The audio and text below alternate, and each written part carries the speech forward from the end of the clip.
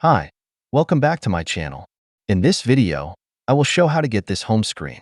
If you're new here, consider subscribing and don't forget to like and share. Now let's get started with the video. You're a superhero.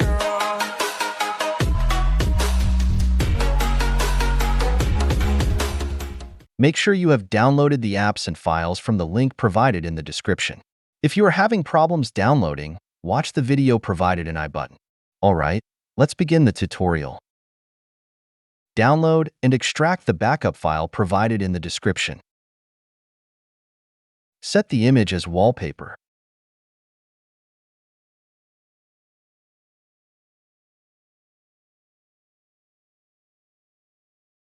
Apply Nova Backup, open as Other now, select Nova Launcher, and click OK to restore.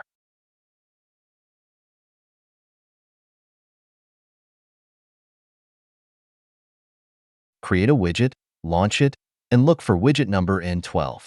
To locate the widget, confirm that Noodle KWGT is installed. After resizing the widget, save and close it. Thank you for watching. If you like the video, don't forget to like, share, and subscribe. See you all in the next video.